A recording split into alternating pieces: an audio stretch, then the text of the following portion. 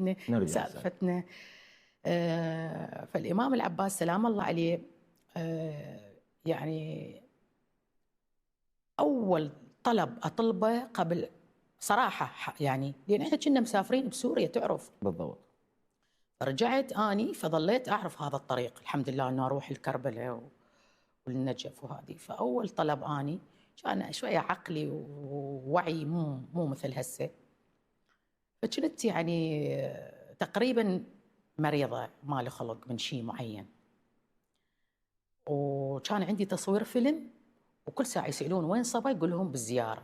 حتى يعني الله يذكره بالخير أستاذ جمال قال هي دا تروح أكثر من مكان لو نفس المكان دا تروح للإمام الحسين؟ قال لا نفس الشيء، هي دا تروح للإمام الحسين والإمام العباس عليهم السلام. كربلاء. اي ولا احنا متصورنا بكربلاء، فكل ساعة أروح فيسأل عني يقولوا له بالزيارة. يعني كل يعني أروح المغرب وأروح الظهر. سويتها بلا ملح؟ اي كل ساعة أروح. اي تايه الله بردندل. فكان ويانا زميل هماتين هو شاهد، وصفونا قالوا روحوا العلوية، واحنا عندنا هيك بالعراق يعني روح العلوية وتقرأ عليها وكذا، ذا هي تعبانة وذا هي تشوف أحلام وما أعرف إيش وهاي. فوصفونا علوية. احنا كنا يعني بعدنا ما زايرين، نروح للعلوية على أساس وبعدين ندخل نزور ونصلي. فدورت أني يعني ندور قصدي أنا وياه على الوصف، قالوا شالت. فطلعنا من الدربونة ساكتين، وصلنا الباب اللي الصغير اللي أول ما تطلع الإمام العباس قبالي. فوقفت قلت له يا أبو الفضل أنا أدور علوية وأنت وأنا يمك؟ شلون أدور علوية وأنا يم أبو الفضل قباله ويومية؟ والحمد لله شفت منام كلش حلو. بس إحنا ما نتعظ يعني، أني ما أندم. الحمد لله أن اليوم أنا بخير، والحمد لله أن اليوم زينة لأن على طريق أبا عبد الله طريق الحق.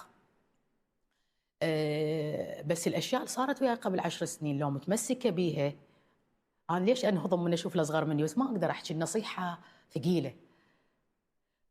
فأقول لهم إجتني الإشارات وكنت أصوم اثنين وخميس وكنت أزور رحت أخذت. لا خلي أخذك شغلك مو غلط، بس لا تروح ويا الناس العوجة. أكثر شيء دمر حياتي هي الناس العوجة اللي تدخل لك. أول ما يشوفوك طبعا لهذا العمر، أول ما يشوفوك أنت ملتزم أول شيء شغلون العداء عليك، يقولون يريدون يطلعون شيء عليك هذا، وليش كان يحكون عليك، يحكي اللي يحكي على عرضك اللي كذا ما تعرف. فالاختبار يكون قاسي، لأنه أنت من تقول أنا زين راح يجي أحد بطريقك، إذا ما تعبره تقع فعلا. اليوم أنا عندي وعي خليني أنانية كلش كلش كلش كلش، إنه لو تموتون ما أرجع خطوة لي ورا. عافية عليك. لو طبعا ما أموت من الجوع، لأن هذا الطريق هو طريق الخير وطريق البركة وطريق كل شيء، بس الله يختار. يا طريق أبا عبد الله طبعا. سلام الله. طريق الله أنا وصلت بالحسين عليه السلام. بالحسين وسيلة هم. احنا غير حسين ما عندنا وسيلة. هم فدوى قلبك. الله يخليك. والله فدوى قلبك الطيب الراقي صبا. أنا يعني مو قلت لك أنا من أول يعني احنا جيل، لكن أنا من جمهورك يعني أعجب بأدائك، أعجب بإنسانيتك بشخصيتك. صبا أنت تقولين دائما أسمعك تقولين الله سبحانه وتعالى لآخر لحظة يقبل التوبة. طبعا. فأنا من أتمسك بالإمام الحسين بالإمام العباس بآل بيت محمد الطاهرين. اكو منغصات يريدون يبعدونه. مو كنت انت مثلا ما تمثل بس او كنت بيك عمل او كنت طبعا ليش تسوون هيك؟ لا تلتفت، لانه طبعا احنا ما نلتفت مستحيل، بس